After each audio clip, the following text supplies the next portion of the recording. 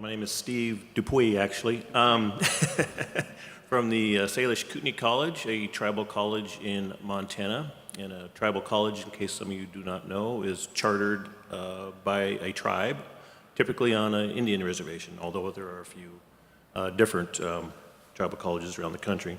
There's about 38 of them. Our alliance started in 1994. And it was in a collaboration between Montana State University in Bozeman and Salish Kootenai College. At that time, NSF was a little leery on awarding a $5 million program to a unproven tribal college. So we collaborated for about 2 years and then moved the program over to SKC for the remainder of that phase, we used to call them back then. And also, we had 56 institutions at that time in 94 to 99, that period. We've since pared it down to 38 institutions across 14 states. So yes, collaboration is what we have to do. And fortunately, we have technology to aid us in all that. Oh, and also a little word when you're working with Dr. McHenry, don't miss a meeting because then he puts you on a panel. So,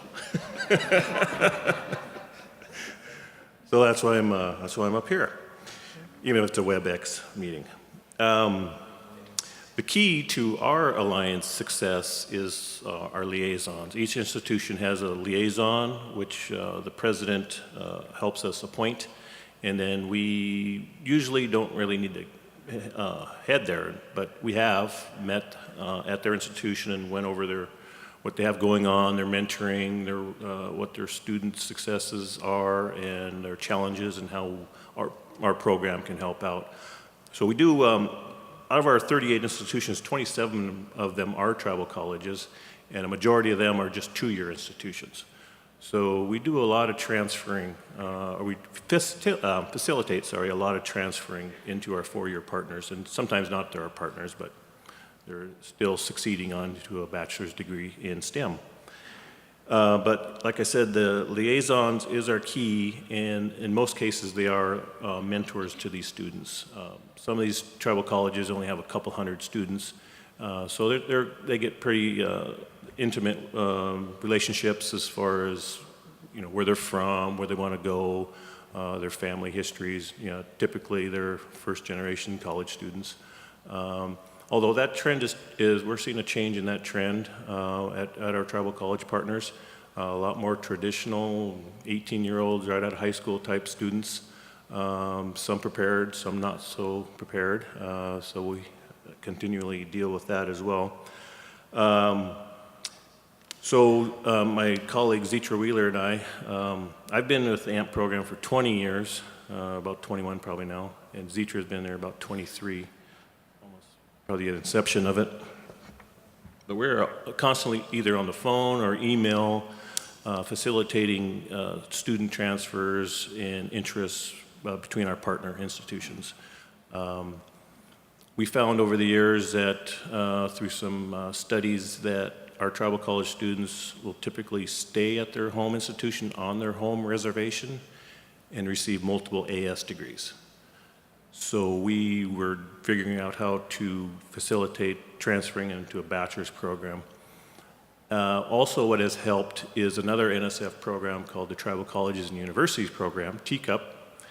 That helped, along with our program, the AMP, All Nations AMP program, help build four-year STEM programs at our partner tribal colleges. So that has really helped with the numbers as far as bachelor's degree attainment by Native American students.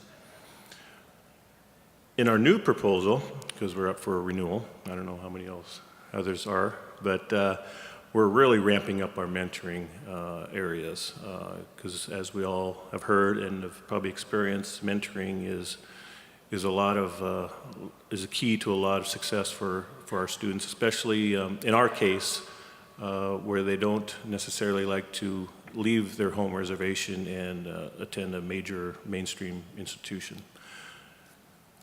And along those lines, we're also expanding internationally. If you're going to leave the reservation, you might as well go across the world.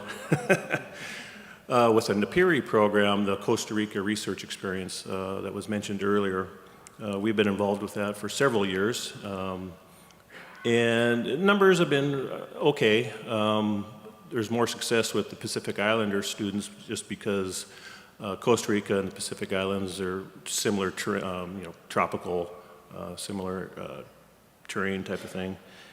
So we figured out that we needed to get more students with a little short-term experience.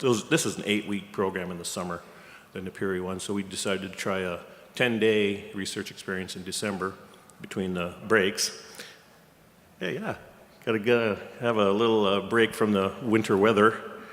So we took 16 students and 15 research mentors down and had a great experience. It was short-term, 5 or 6 days of research, nothing really earth-shattering, but we did get some great experience, and our evaluation showed that students felt prepared and they were all excited, but then afterwards they were like, oh, I guess I need to do some more work. So it was an eye-opening experience, not only for the students, but our research mentors as well, and they all said, hey, if you're going to do it again, I'd certainly love to sign up. I said, well, yes, it's in December, so there's going to be a lot more competition. But along with other collaborating ideas, we don't do our own conference. We looked at doing that years ago, but we decided to piggyback on other conferences. The American Indian Higher Education Consortium, or AHEC, holds an annual student competition in March of each year, and it moves around between different regions. This year it's in Minneapolis. But we conduct a Science Bowl competition where each school has a team of 3, and they compete in kind of like the Jeopardy format for prizes. And then we sponsor a poster presentation and oral presentations. And then at the annual American Indian Science and Engineering Society conference, typically in November, late part of October, hopefully it's not the same time as yours, we help sponsor the poster and oral undergraduate poster and oral competitions down there. We haven't done much with SACNAS. We used to do workshops and such, but we found there's just, with our small office, it's quite a challenge. But collaboration, and then we disseminate a lot of great information, especially from the Midwest Center of Excellence. A lot of great information out there, and we help get that out there for our students. So good old-fashioned telephone calls are constantly our collaborating tool. That's about all I have.